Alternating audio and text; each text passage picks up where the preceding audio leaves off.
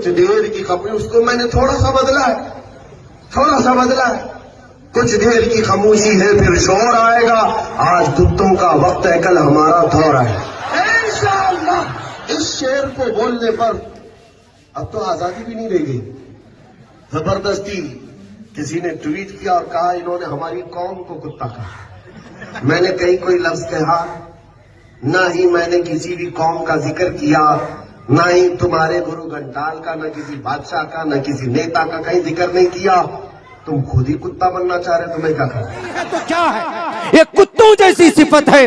अगर उन्होंने बोला है किसी को तो गलत नहीं बोला है। एटीएस वालों ईमानदार मौलाना ही हैं वो जिन्होंने देश को आज़ाद करने के लिए कुर्बानी दी है। इस देश के अंदर सबसे पहला मौलाना जो देश को आज़ाद करने के लिए कुर्बानी पेश करता है, मौलाना सैयद अहमद शहीद बरेलवी रहमतुल्लाहि अलैह।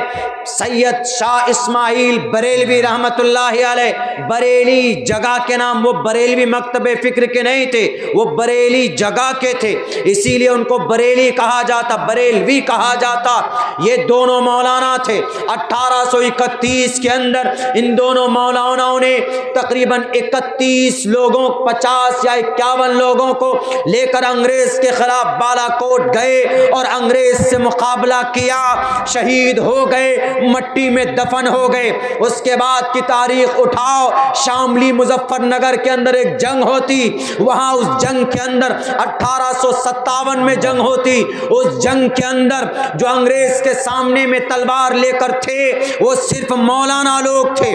उनका नाम मौलाना कासिम था, उनका नाम मौलाना रशीद अहमद गंगोही था, उनका नाम मौलाना जाफर थानेसरी था, उनका नाम हाफिज जामिन शहीद था। ये सारे मौलाना थे जिन्होंने देश को आज़ाद करने के लिए कुर्बानी दी थी, लेकिन किसी ने भी देश के खिलाफ एक भी बात नहीं कही थी। और आगे बढ़िए आप, जब माल्टा के अंदर जाने की नौबत आई तो सबसे पहले मौलाना इस्माइल गए। जब माल्टा में मौत की बारी आई तो सबसे पहले मौत मौलाना जाफर थानेसरी की हुई।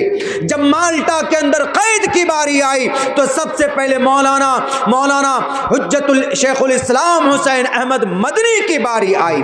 जब माल्टा के अंदर मुक़य्यद कैद होने की बारी आई तो सबसे पहले शेखुल हिंद मौलाना मुफ्ती मौलाना महमूद हसन देवबंदी की बारी आई। इन लोगों ने, इन मौलानाओं ने कुर्बानी दी है, तब जाकर ये देश आजाद हुआ। मौलाना राष्ट्र के खिलाफ नहीं है, बल्कि ये राष्ट्र के लिए कुर्बानी देते हैं। उठाओ जलियांवाला बाग अमृतसर के अंदर मौलाना शौकत अली रहमतुल्लाहि अलैह, अंग्रेज जनरल डायर 2 लाख फौज को लेकर जलियांवाला बाग में मशीन गन लगा देता है। उस मशीन गन के मुंह के सामने में 15,000 लोग होते हैं। भागने का कोई रास्ता नहीं, सिर्फ एक रास्ता जिस पर मशीन गन लगाया हुआ है। जनरल डायर ने कहा थी ये मुसलमान है, ये मौलाना है, चलाओ गोली चलाई जाती है। तकरीबन 1500 लोग गोलियों से भून दिए जाते हैं। तो जलियांवाला बाग में भी अगर कोई कायद था तो वहां पर मौलाना था, उस मौलाना का नाम मौलाना शौकत अली था। ये मौलाना है। मौलाना लोग क्या करते हैं जलसे में, क्या करते हैं मस्जिद में? भाई अपनी शरीयत की बात करते हैं। और मुसलमानों के पास जो शरीयत है ये किसी को नुकसान पहुंचाने की बात करता है? बिल्कुल नहीं करता है। कहाँ लिखा है कि शरीयत के अंदर में किसी को नुकसान पहुंचाओ? हाँ, दुश्मनों के लिए है, काफिरों के लिए है।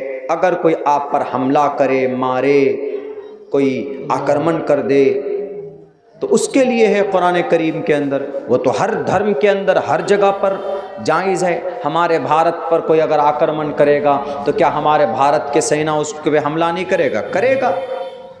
श्री रामचंद्र जी के ऊपर आक्रमण किया कौन? रावण ने। तब श्री रामचंद्र जी आए मैदान में लड़ने के लिए, तो कौन सी बुरी बात है? जब कौरवों ने पांडवों के ऊपर जुल्म किया तो तब जाकर पांडवों को श्री कृष्ण ने कहा कि कुतस्तवा कश्मलिदम विश्मे समुपस्थितम अनार्य जुष्टम कीर्ति कर्म जुनाह। तो कौन सी बात है? लेकिन اور یہ بھی کہا گیا، کیا کہا کہ چھوٹی مسجد میں 10 لوگ جمعہ پڑھیں اور بڑی مسجد میں 25 لوگ جمعہ پڑھیں. کیوں جی؟ اس لیے کہ تاکہ جس مسجد سے پتھر نکلے اس مسجد کو بلڈوزر سے شہید کر دو. اچھی بات ہے، لیکن جس مندر سے بھی اگر پتھر نکلے تو اس کے بارے میں بھی لکھنا چاہیے. ایک طرفہ بات کیوں؟ ہمارا سنویدھان تو اجازت نہیں دیتا ہے. ہم اگر حق بات بولتے ہیں تو ہمارے لوگوں کو ATS پکڑ کر لے کر چلی جاتی ہے. حق بات بولنا سنویدھان میں بھی ہے. بھارت کا جو ہمارا قانون ہے اس کے آرٹیکل نمبر 19 میں لکھا ہوا ہے کیا؟ کہ سچ بولو، جھوٹ مت بولو. یہ تو سنویدھان میں لکھا ہے. اور ہمارے اللہ کے نبی نے کیا فرمایا ہے؟ کہیں پر کوئی برا ہوتا ہے تو اس کو بھی روکو، ہاتھ سے روکو. ہاتھ سے نہیں روک سکتے تو کم سے کم زبان سے اس کو روکنے کی کوشش کرو. فَإِن لَّمْ يَسْتَطِعْ فَبِلِسَانِهِ، زبان سے کہو کہ یو آر رانگ، تم غلط. آپ کے گھر میں آپ کا بچہ نماز نہیں پڑھتا ہے، آپ نماز پڑھتے ہیں، آپ کا بیٹا نماز نہیں پڑھتا ہے، تو آپ اپنے بیٹے کو زبان سے کہیے کہ بیٹے نماز پڑھو. نماز نہیں پڑھتا ہے بیٹے کو تو زبان سے اس کی نصیحت کیجئے، اس کو حکم دیجئے. وَأْمُرْ أَهْلَكَ بِالصَّلَاةِ، اپنے اہل کو، اپنے عیال کو نماز کا آرڈر دو زبان سے. اگر آپ میں ہاتھ میں بھی طاقت نہیں ہے، زبان میں بھی طاقت نہیں ہے، تو آپ کیسے برائی کو روکیں؟ تو اللہ کے نبی فرماتے ہیں فَإِن لَّمْ يَسْتَطِعْ فَبِلِسَانِهِ فَإِن لَّمْ يَسْتَطِعْ فَبِقَلْبِهِ. یہ دونوں چیز نہیں آپ کے پاس. ہاتھ سے روکنے کی طاقت نہیں، زبان سے طاقت نہیں ہے، تو دل سے مراد سمجھیے کہ یہ جو عمل کر رہا ہے، یہ جو کام کر رہا ہے، یہ بہت گناہ ہے. دل سے برا جاننا، وَذَلِكَ ذَاكُ الْإِيمَانِ. اگر کسی برائی کو آپ دل سے برا مان رہے ہیں تو اس کا مطلب ابھی آپ کا ادنا ایمان بچا ہے. لیکن اگر کوئی آدمی برائی کو برا مانتا ہی نہیں ہے تو اس کا ایمان کہاں گیا؟ اس کے ایمان کا کچھ پتہ نہیں لگایا جا سکتا. جیسے ہم لوگ موبائلوں کے اندر گانے سنتے ہیں، ہمارے نوجوان، ہماری سماج کے بہو بیٹیاں موبائلوں کے اندر ویب سیریز دیکھتی ہے، ہمارے نوجوان سوشل میڈیا کے اندر پوری رات فیس بک چلاتے ہیں، یوٹیوب کے اندر میں فلمیں دیکھتے ہیں، یا گانا یا فلمیں ڈاؤن لوڈ کر کے اس کو دیکھتے ہیں. تو یہ گناہ نہیں ہے؟ یہ گناہ ہے. آپ اس کو برا نہیں سمجھ رہے ہیں تو اس کا مطلب ہے کہ آپ کا ایمان ہے ہی نہیں آپ کے پاس. وَذَلِكَ ضَعْفُ الْإِيمَانِ. اسی لیے مسلمانوں، آج جتنے بھی یہ ظالم لوگ ہیں، آج جتنے بھی یہ بہروپی ہیں جو کچھ بھی بول رہے ہیں، ہم کو غلط کہہ رہے ہیں، یہ سب ہمارے اعمال بد کا نتیجہ ہے، ہمارے برے اعمال کا نتیجہ ہے، ہماری غلط کاموں کا نتیجہ ہے کہ اللہ تبارک و تعالیٰ نے ان لوگوں کو ہم پر مسلط کر دیا ہے. حق بات بولنا گناہ ہے کیا؟ سچ بات بولنا گناہ ہے کیا؟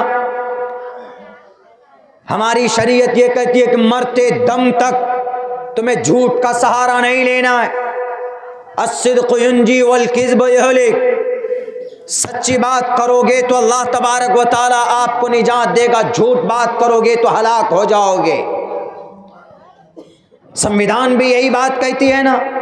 بھارت کا سنویدھان کہتا ہے کہ protection of certain right regarding freedom of speech. Article number 19 ATS والو، آرٹیکل نمبر 19 کے اندر کہا گیا حق بولو، سچ بولو. all citizens shall have the right. Bharat کے ایک انسان کو کا ادھیکار ہے، کس لیے؟ To freedom of speech and expression. حق بات بولنے کا حق ہے. کوئی گناہ کر رہا ہے تو اس کو کہنا کہ تم گناہ کر رہے ہو، مت کرو، حق ہے اس کا. بھارت کے سنویدھان نے اجازت دی ہے اس کو بولنے کی. اور اگر کوئی بولتا ہے حق بات، اللہ کے نبی کی حدیث ہے کلمت حق عند سلطان جائر افضل الجہاد. اس زمین کے اوپر کوئی حق بات بولتا ہے وہ سب سے بڑا جہاد ہے۔ ظالم بادشاہ کے سامنے کوئی حق بات بولتا ہے تو اس کی ہمت اور جرأت کی بات ہے سب سے بڑا جہاد۔ آج حق بولنے والے اب نہیں رہے، ڈرتے ہیں لوگ، نہیں معلوم ہاتھ میں ہتھ کڑی ڈال کر اندر ڈال دیں گے، قید میں رہنا، جیل میں ڈال دینا ہمیشہ سے رہا ہے۔ اللہ کے نبی جیل میں نہیں رہے، 3 سال تک جیل میں رہے جناب محمد رسول اللہ۔ جیل مطلب قید خانہ۔ شیب ابی طالب میں کتنے سال رہے محمد رسول اللہ؟ 3 سال تک رہے۔ یہاں تو جیل میں کھانا بھی ملتا ہے، وہاں تو ایسا تھا کہ کھانا بند، سپلائی بند، کوئی خوراک نہیں، کوئی روٹی نہیں، کوئی دال، کوئی چاول نہیں، کوئی مچھلی نہیں، کوئی چکن نہیں، کوئی مٹن نہیں، کچھ نہیں۔ درخت کے چھالے چبا چبا کر زندگی گزارنے پر مجبور ہو گئے تھے، لیکن کبھی بھی اپنے سر کو جھکایا نہیں جھکایا، اور صرف اس ڈر سے کہ حق بولوں گا تو ہم پر ظلم کا پہاڑ توڑ دیا جائے گا، تو پھر حق کون بولے گا؟ قرآن کے پیغام کو کون عام کرے گا؟ سمویدھان کی بات کو کون سامنے رکھے گا؟ بھارت کے آرٹیکل کو کون پڑھ کر سمجھائے گا؟ یہ لوگ تو غدار بن چکے ہیں، یہ لوگ تو لٹیرے بن چکے ہیں، پوری دنیا کے اندر تباہی مچا کے رکھا ہوا ہے۔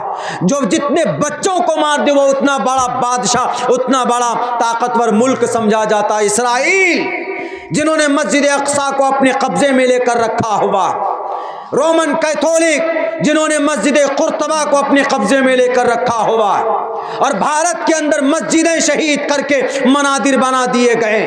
کیا اسلام میں مندر توڑ کر مسجد بنانا کی اجازت ہے؟ بالکل نہیں۔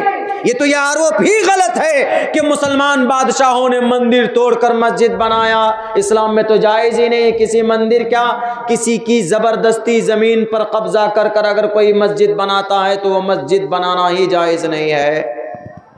ہمارا اسلام پہلے سے منع کرتا ہے۔ لیکن میرے بھائیوں، ہمارا ملک ہندوستان بہت زیادہ، ہم لوگ ابھی نازک حالات سے گزر رہے ہیں، بہت زیادہ اناپ شناپ ایلیگیشنز، چھوٹی مسجد